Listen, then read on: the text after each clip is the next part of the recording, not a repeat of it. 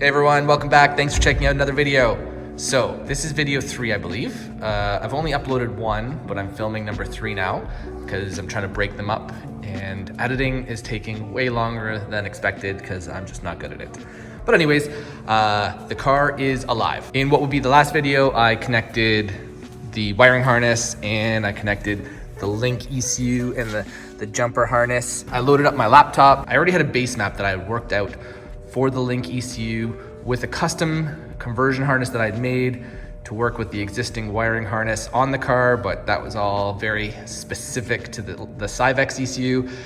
So this time around, it has the wiring harness specific to the link ECU, and now the link ECU jumper harness, the printed circuit board. So that base map was loaded up. I made the few changes to inputs and outputs that needed, and against my better judgment, I'm like, let's just crank it over just a bit to see if it'll start. And it like instantly started, and I had forgotten that I had not connected this oil line, and it made a big mess. So I have to clean up this mess. Once that's cleaned up, I'm gonna put the engine back up in its normal spot, take it out of its service position, and bolt it all up normally with this prototype wiring harness so that I can reconnect that oil line, because the reason it's not connected is it just won't connect nicely while it's down like this. But I did connect the fuel line, so that was good. I'm gonna get the engine in its proper spot, all bolted down properly, reconnect that oil line, and then we'll get the car up and running and show you guys what it's like.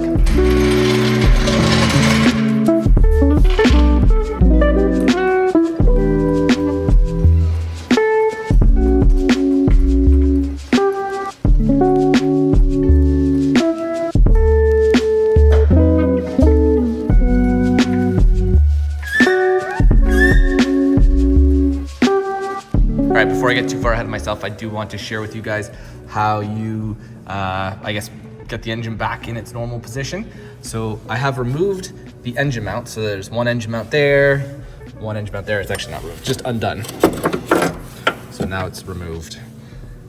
This is the engine mount. This is actually an upgraded engine mount. It's an RSS Tech stiffer engine mount because I found the stock ones allowed the engine to move around a bit more than I liked. And these hold the engine in place nice and firmly, and there is zero harshness or vibration transmitted to the chassis on my car because everything fits nicely. There's nothing that touches or vibrates against anything else. Because everything is mounted to the engine, there's no exhaust system that's touching the car. The only thing that's mounted to the chassis is the intercooler, but the intercooler is isolated with silicone couplers. What I'm gonna do is lift up the engine, slip these into place. I'm also gonna unbolt the engine brace from the engine, just loosen it up so that everything has a bit of play. I can wiggle everything into place, and once it's all together, then bolt everything up tightly. So let's take care of that.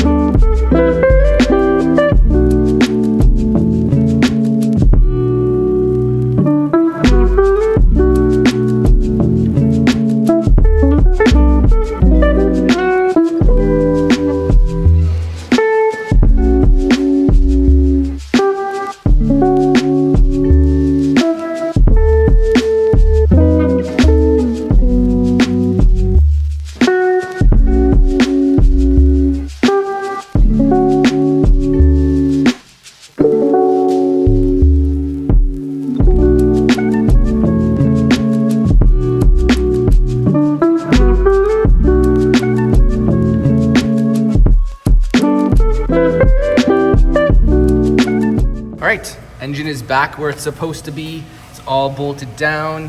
The wiring harness is all connected. The intake manifold's on. I'm gonna have to redo my bracket for my dipstick because it no longer bolts up to the same spot because the throttle body is different, and it was using the same bolts as the throttle body, the old throttle body. not a big deal. I'll just modify that bracket. So with everything bolted together up top up here, all that's left is to take care of what's underneath, which is reinstalling that suspension brace that connects the two sides of the suspension, reattach the sway bar. Then I can put this car back on the ground, and we will fire it up again on the link and maybe take it for a spin, because the weather is not terrible outside, even though it's February. But let's see how that goes. There are arrows that point in the direction of the front of the car, so just make sure to install this thing back with the arrows in the right direction.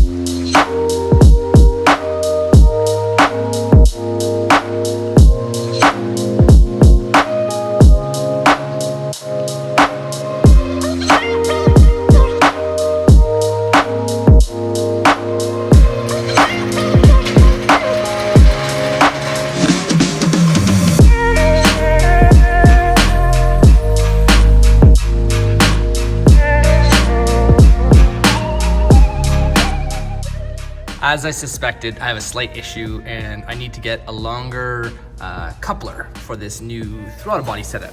This throttle body is a lot narrower, it doesn't stick out as far as the original one that I had on there, the K-Tune one. The K-Tune one stuck out probably a good 2 inches more than this one, so my coupler doesn't fit. I'm gonna have to get a new coupler that has a little bit longer legs so that I can reconnect my charge pipe. But doesn't matter right now. I can still start the car up without the charge pipe. The charge pipe can just be open. If I go to drive it, I won't be able to go into boost because, well, there's no charge pipe connected, but I can still start the car up, get it running, and technically move it around on the new Link ECU. So in the car with the laptop's connected to the Link ECU, key is on, and we are ready to fire this thing up. I'm gonna put the camera outside, catch the first cold start, and let's see how this thing goes.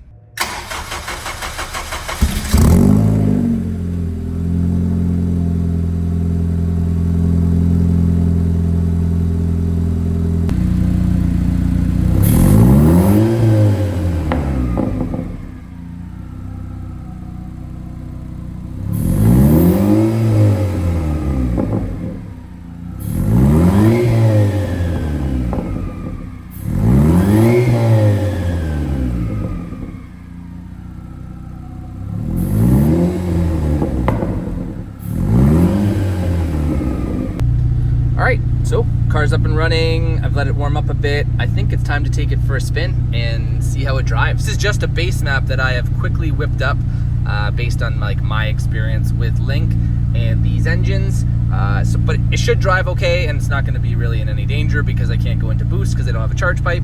But I think it'll do okay to let me drive it around. So why don't we see how it goes? All right, slight change of plans. I had every intention of driving the car as is, but the weather changed. They put all kinds of salt down on the roads, and then I didn't get a chance to drive the car. So I did test out the harness, made sure everything worked the way I wanted it to work, and I decided to take the car apart again. So I've jacked up the car again, put the engine in its service position again, and I removed the prototype wiring harness, or basically the wiring harness that had no sheathing on it, so that I can install a production version of the wiring harness.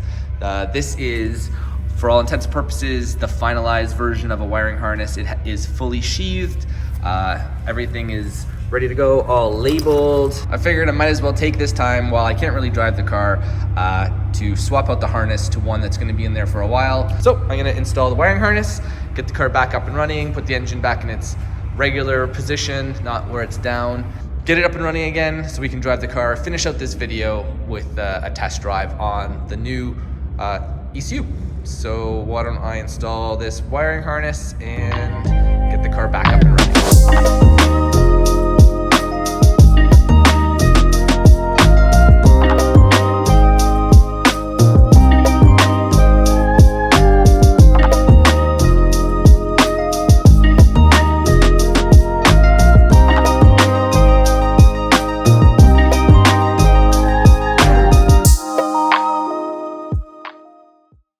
New wiring harness is all installed. It looks so much better with the properly loomed wiring harness. Everything fits nicely, I'm super happy with how it turned out. So the only thing left to do now is put the engine back in its normal position, jack it back up, put the engine mounts in, reconnect the charge piping. I did come up with a solution for the charge piping. And so I'm gonna take care of all that, and then we will start this thing up.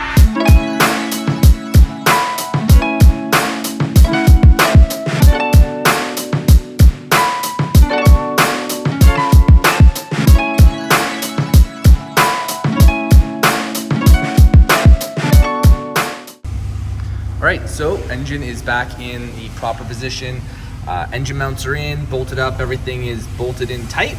All I have to do now is reconnect everything underneath, put the suspension brace back in, bolt up the sway bar, then I can reinstall the charge piping, and then we'll start this thing up again.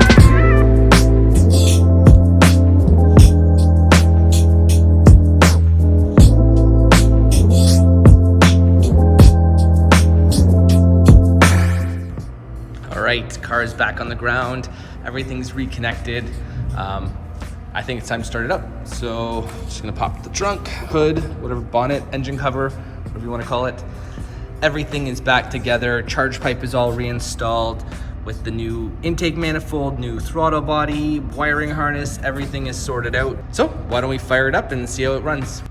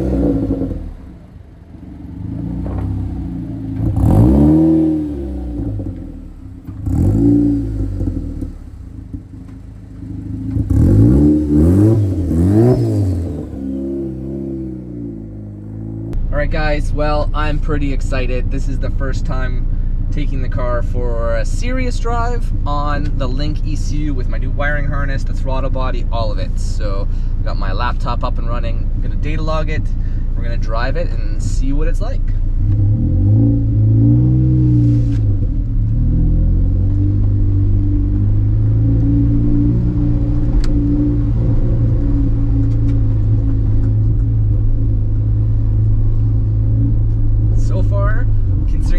Base map that I whipped up, like, it's pretty good.